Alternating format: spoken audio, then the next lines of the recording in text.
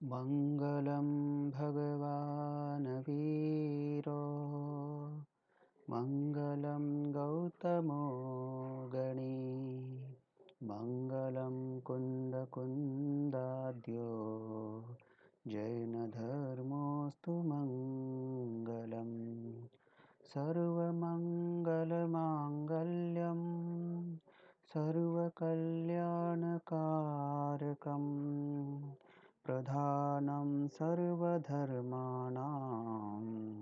जैनं जयतु शासनं जैनं जयतु शासनं। जय बोलो पंच परमेष्ठी भगवान की जय। सिद्धांत शास्त्र की जय। आचार्य श्री 108 विद्यासागर जी महाराज की जय। मुनी श्री 108 सुधासागर जी महाराज की जय। आपलं हे अहोभाग्य आहे की आपल्याला गुरु परंपरा भेटलेली आहे। आचार्य विद्यासागरजी आणि मुनी श्री सुधासागरजी महाराजजी यांच्या प्रेरणेने आणि आशीर्वादाने आपल्याला स्वाध्याय करण्याचा पुन्हा उत्साह आपल्या मनामध्ये आलेला आहे। त्या दृष्टीने दिनांक 13 पासून ते 2 जून पर्यंत या शिबिराचे आयोजन केलेले आहे महाराष्ट्रामध्ये। प्रमाण संस्कृती संस्थान सांगानेर जयपूर ही संस्था या शिबिराचं आयोजन करत आहे। यापूर्वी ज्या क्लासेस झालेल्या आहेत आपण त्याची थोडक्यात पुनरावृत्ती करून पुढे जाणार आहोत। आचार्य मानतुंग यांनी आपल्या आपल्या लेखनीने यांनी भक्तामर स्तोत्राची रचना केली। भक्तामर स्तोत्र लिहून त्यांनी खूप मोठा उपकार आपल्यावर केलेला आहे। कशा पद्धतीने? वस्तुतः आचार्य मानतुंग हे निर्ग्रंथ साधू आहेत आणि साधू असताना त्यांची सर्व काही चर्या ते यथोचित पालन करत असताना त्यांनी एक कवी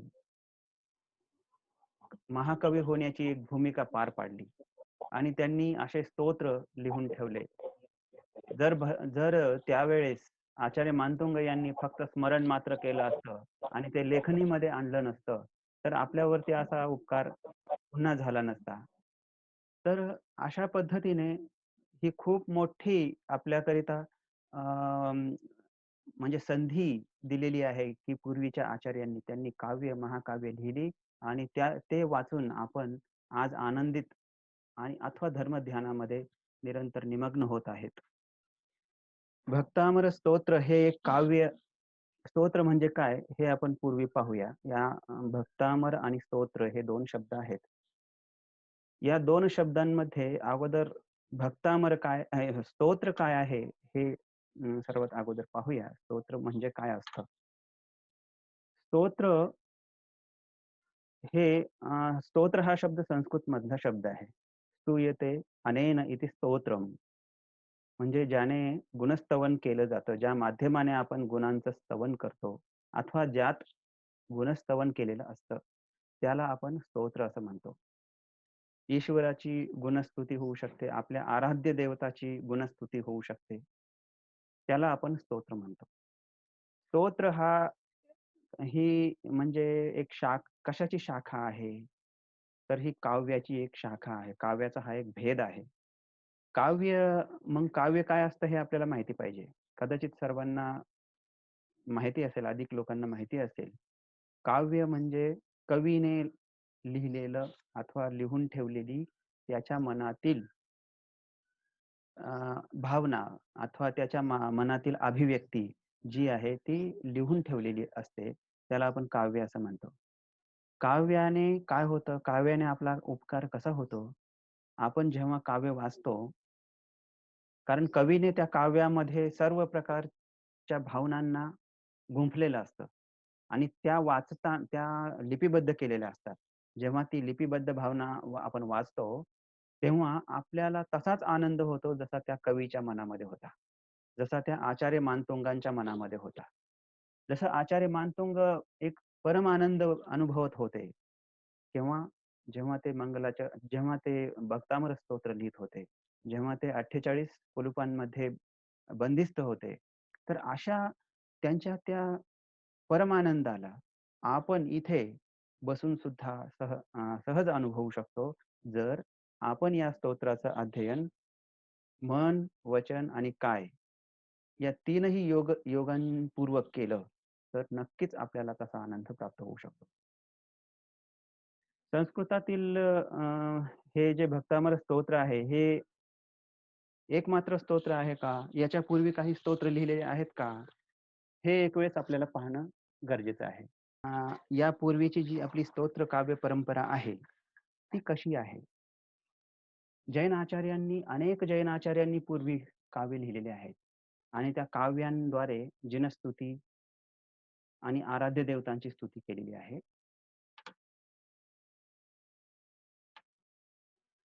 आचार्य मानतुंग यांचं भक्तामर स्तोत्र आपल्यासाठी प्रस्तुत आहे आणि आपण त्याचा अभ्यास पुढे करणार आहोत. ते प्रस्तुत आहे म्हणून मी त्यांना पहिल्यांदा घेतलेलं आहे. आणि काळानुक्रमे सर्वात अगोदर आचार्य समंत भद्र आहेत, की ज्यांनी स्वयंभू स्तोत्र लिहिलेलं आहे. सिद्धसेन दिवाकर आचार्य ज्यांनी कल्याण मंदिर स्तोत्र लिहिलेलं आहे आणि द्वात्रिंशिका स्तोत्र लिहिलेलं आहे. आचार्य भट्ट अकलंक हे नावं खूप म्हणजे अशी वाटतात, की एवढी रिच वाटतात ही नावं, की म्हणजे यांच्या नावांचं उच्चारण करताच आपल्याला असं वाटतं, की हे किती ज्ञानी असतील.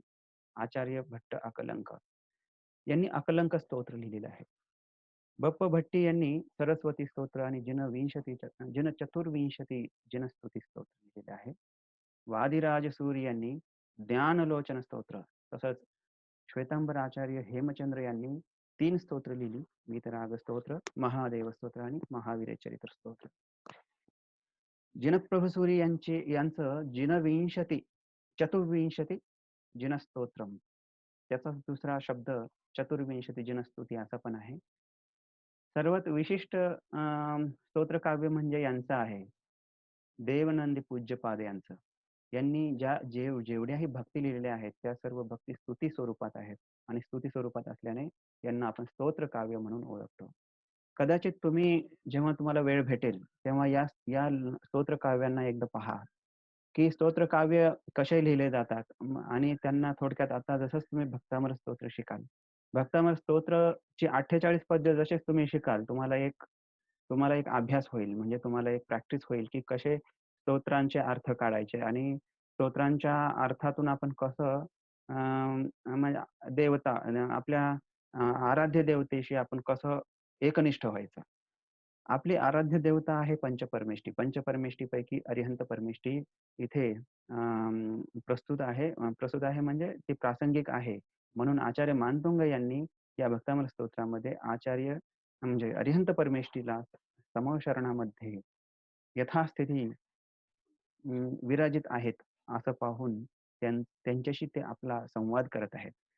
आचार्य मानतुंग एक भक्त स्वरूपात आणि जे अरिहंत परमेष्ठी आहेत ते देव स्वरूपात आहेत. यांचा संवाद याच्यामध्ये आपल्याला दिसतो. संवादामध्ये पहा, की एक भक्त कसा असला पाहिजे, हे भक्तामर स्तोत्र शिकल्यानंतर आपल्याला कळेल. आपण देखील भक्त असतो. भक्त म्हणजे तसा अर्थ घेऊ नका. भक्त म्हणजे आपण श्रावक. श्रावकाने कसं असावं? श्रावकाने अ, जेव्हा श्रावक मंदिरमध्ये जातो, श्रावक निर्ग्रंथ मुनींची सेवा करतो अथवा श्रावक शास्त्रांचा अध्ययन इत्यादी करतो. जे काही श्रावक करतात, त्या श्रावकांनी कशा पद्धतीने केलं पाहिजे? बहुधा काय होतं, की आपलं मन तेवढं निर्मळ नसतं. निर्मळ मनाची पराकाष्ठा जर पाहायची असेल, तर आचार्य मानतुंगांनी लिहिलेल्या या भक्तामर स्तोत्रामधून आपल्याला कळेल, की आचार्य मानतुंग हे किती आपल्या मनातील सर्व बाबींना त्यांच्या सर्व बाबींचा उलगडा करत आहेत. म्हणजे त्यांना त्याच्यात कोणताही कमीपणा वाटत नाहीये. तर आचार्य मानतुंग यांचा परिचय आपण थोडक्यात पाहू. आचार्य मानतुंग यांना दिगंबर परंपरेत दिगंबर आचार्य म्हणून स्वीकारतात आणि श्वेतांबर परंपरेत श्वेतांबर आचार्य म्हणून देखील स्वीकारतात. यांचा जन्म मालवा प्रदेशामध्ये. मालवा प्रदेश हा मध्य प्रदेश आणि महाराष्ट्राच्या सीमा प्रदेशावरील आहे आणि हे म्हणजे पूर्व भारतातील नाव आहे मालवा प्रदेश इत्यादी. पूर्व भारतातील जे राज्य विभागणी होती भारत देशाची ती अशी होती मालव प्रदेश, मगध प्रदेश इत्यादी. तर त्या मालवा प्रदेशामध्ये उज्जयिनी नावाचं जे नगर होतं, त्या नगरीमध्ये वृद्ध भोज राजा याचं राज्य होतं. त्या राजाच्या राजसभेमध्ये आचार्य मानतुंग यांनी शास्त्र विवेचन केलेलं आहे. शास्त्रांवरती चर्चा सुद्धा केलेल्या आहेत.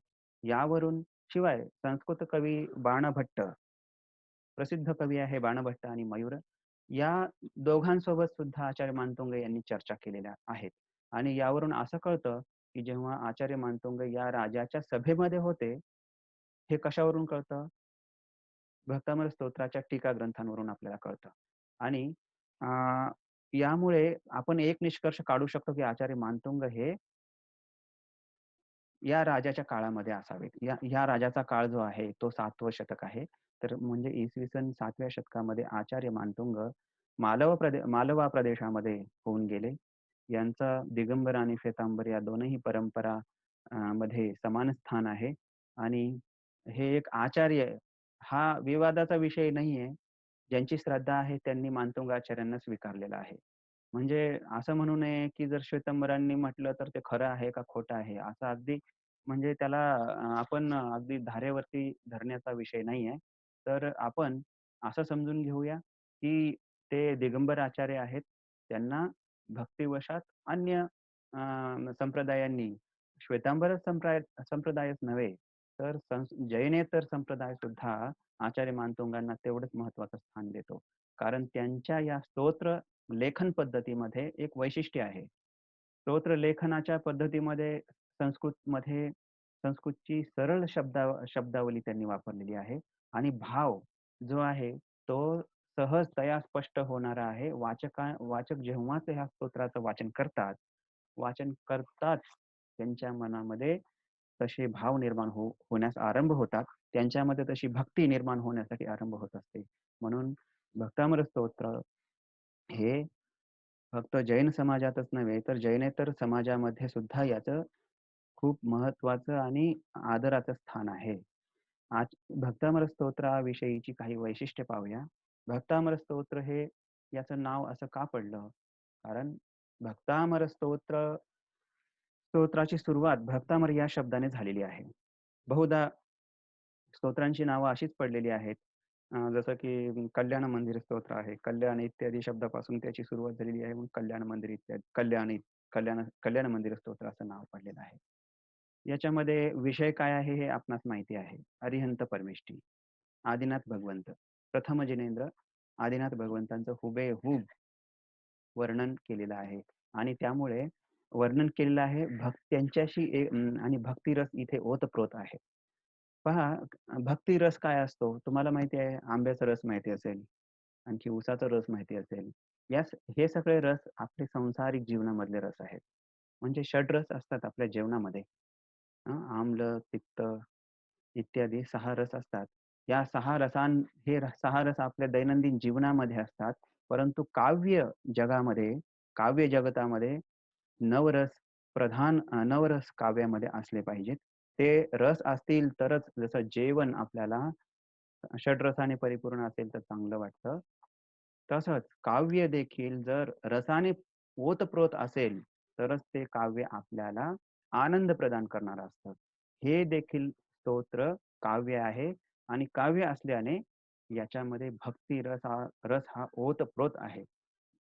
या भक्तामृत स्तोत्राची रचना 48 पद्यांमध्ये केलेली आहे. संस्कृत काव्य 2 प्रकारचं असतं, गद्य काव्य आणि पद्य काव्य. हे पद्य काव्य आहे. 48 श्लोक याच्यामध्ये आहेत आणि ते वसंत तिलिका छंदामध्ये लिहिलेले आहेत. वसंत तिलिका छंद काय असतो? वसंत तिलिका छंदामध्ये वसंत तिलिका छंदामध्ये 14-14 अक्षर प्रत्येक चरणांमध्ये असतात. 4 चरण प्रत्येक श्लोकाला असतात हे तुम्हाला माहिती आहे. चरण म्हणजे त्याच्या ओळी. तर प्रत्येक चरणामध्ये 14-14 अक्षर असतात. असं जिथं असतं त्याला वसंत तिलिका छंद म्हणतात. 14 अक्षरानंतर यती असतो. यती असतो म्हणजे आपल्याला थांबायचं असतं. 48 पद्यांपैकी दिगंबर परंपरा 48 पद्यांना मान्यता देते. परंतु श्वेतांबर परंपरा आहे. 32 ते 35 या पद्यांना श्वेतांबर परंपरेमध्ये स्थान नाही. म्हणून श्वेतांबर सांप्रदायिक जे आहेत ते 44 पद्यांनाच भक्तामृत स्तोत्रामध्ये म्हणतात. अशा पद्धतीने हे भक्तामृत स्तोत्र आणि आचार्य मानतोंग यांचा थोडक्यात आपण परिचय पाहिला. आता भक्तामृत स्तोत्र सुरू करण्या अगोदर अथवा एखाद्या काव्याचं लेखन किंवा एखाद्या काव्याचं अध्ययन सुरू करण्या अगोदर मंगलाचरण केलं जात असतं. तर मग काव्याच्या अगोदर मंगलाचरण किती प्रकारचं असतं आणि का करायचं असतं? हे आपण जाणून घेऊया. म्हणजे हे काव्याचा सिद्धांत आहे, की काव्य जेव्हा कवी लिहितो, त्याने मंगलाचरण करावं. अथवा आपण जेव्हा स्वाध्याय करतो, तेव्हा आपण देखील मंगलाचरण करावं. आपण मंगलाचरण करूनच स्वाध्याय सुरू केला. त्या पद्धतीने इथे देखील मंगलाचरण करणं कवींना अपेक्षित असतं. तर ते मंगलाचरण 3 प्रकारचे असतात. एक नमस्कारात्मक मंगलाचरण. कवी एक पहिल्या पद्यामध्ये आपल्या आराध्य देवाला नमस्कार करतो, की अहं नमस्करोमी अशा पद्धतीने. तर ते मंगलाचरण म्हणजे नमस्कारात्मक मंगलाचरण होईल. एखाद्या वेळेस एखादा कवी काय करू शकतो त्याच्या इच्छेप्रमाणे, की जसं की संमेत शिखरजीचा पहाड आहे. त्या पहाडाचं जसंच्या तसं वर्णन करतोय. ते तीर्थक्षेत्र आहे. तीर्थक्षेत्रभूत त्या पहाडाचं वर्णन करणं, त्या पहाडाला नमस्कार देखील केलेला नाहीये. त्या पहाडावर म्हणजे आणखी काही केलेलं नसताना जस्ट स्मरण केलेलं आहे आणि स्मरण केलं असल्याने वस्तूचा निर्देश म्हणजे पहाडाचा फक्त निर्देश केला, तरी देखील ते मंगलाचरण तशाही प्रकारचं मंगलाचरण असतं. तिसरं मंगलाचरण असतं आशीर्वादात्मक मंगलाचरण, की एखादे कवी काव्याच्या सुरुवातीला आम्हाला आमचे अरिहंत परमेष्ठी आम्हा सर्वांवरती कृपा करोत. अशा पद्धतीने आशीर्वादाची अपेक्षा जिथे कवी पहिल्या पद्यामध्ये करतो, ते देखील एक मंगलाचरण असतं. अशा पद्धतीने मंगलाचरणाचे काव्यामध्ये काव्य लिहित असताना काव्याच्या नियमावलीमध्ये हे प्रकार आहेत, 3 प्रकार आहेत. मंगलाचरण कशासाठी करावं? डायरेक्टली स्तोत्र सुरू करायला पाहिजे होतं ना? असा जर तुम्ही प्रश्न विचाराल, तर मंगलाचरण करण्यासाठी 3 हेतू आहेत. म्हणजे 3 कारणं आणि 3 प्रयोजनं आहेत. 3 प्रयोजनं म्हणजे खालचं जे प्रयोजन आहे सर्वात महत्त्वाचं आहे, की आपण आपल्या शिष्टाचाराचं पालन, सदाचाराचं पालन केलं पाहिजे. हा हेतू कवीच्या मनात असतो, की सदाचाराचं पालन आपल्या कुळाचा सदाचार, आपल्या देशाचा सदाचार, आपल्या संस्कृतीचा सदाचार, या सदाचाराचं पालन कवी हा काव्यारंभी करत असतो. ते मंगलाचरण करत असतो. जर आपण एखादं काव्य ज्यांच्याकडून शिकलो, उदाहरणार्थ मी ज्यांच्याकडून शिकलो, मी त्यांचं स्मरण केलं नाही, तर काय होईल? तो माझा उद्धटपणा होईल. मी त्यांच्याकडून विद्या अध्ययन तर केलं आणि परंतु त्यांच्या विद्येच्या आधाराने मी माझं काव्य लिहीत आहे. काव्य लिहीत असताना मात्र मी त्यांचं स्मरण करत नाही अथवा त्यांना नमस्कार करत नाही, तर हा उद्धटपणा होईल. म्हणजे असा उद्धटपणा म्हणजेच काय होईल? शिष्टाचार होणार नाही. शिष्टाचार होणार नाही. असे कर्म कवी करू शकत नाही. तो सदाचार नाही. म्हणून शिष्टाचाराचं पालन करण्याच्या दृष्टीने, त्या हेतूने, त्या प्रयोजनाने मंगलाचरण केलं पाहिजे, करत असतात. निर्विघ्न कार्यसमाप्ती झाली पाहिजे. कवीचा दुसरा हेतू असतो, की आता हे जे भक्तामृत स्तोत्र पूर्ण निर्विघ्न कडेपर्यंत समाप्तीपर्यंत कोणतंही विघ्न येऊ नये. या हेतूने सुद्धा अगोदर ते ईश्वरचरणी नमस्कार करून आपल्या काही म्हणजे घातक कर्मांचा क्षयोक्षम त्या माध्यमाने करत असतात. अ, धर्मध्यानाने करत असतात. म्हणून का निर्विघ्न कार्यसमाप्तीकरिता मंगलाचरण केलं जातं. आणि टॉप हे जे आहे इष्टप्राप्ती. इष्टप्राप्ती, इष्ट म्हणजे काय? आपल्याला इष्ट काय आहे? अभिप्रेत काय आहे? धर्म, अर्थ, काम, मोक्ष हे 4 पुरुषार्थ आपण साधत असतो. त्यामध्ये धर्म आणि मोक्ष हा पुरुषार्थ सर्वात इष्ट असतो. मग आपण हे जे काही कृत्य करतो, काव्य लिहितो, मंदिरमध्ये जातो अथवा साधू संतांची सेवा करतो, याच्यामध्ये आपलं प्रयोजन काय आहे? इष्टप्राप्ती, धर्म धर्म आणि मोक्ष हा पुरुषार्थ साधणे. तर अशा पद्धतीने हे 3 प्रयोजनं महत्त्वाचे आहेत. त्याकरिता मंगलाचरण केलं जातं.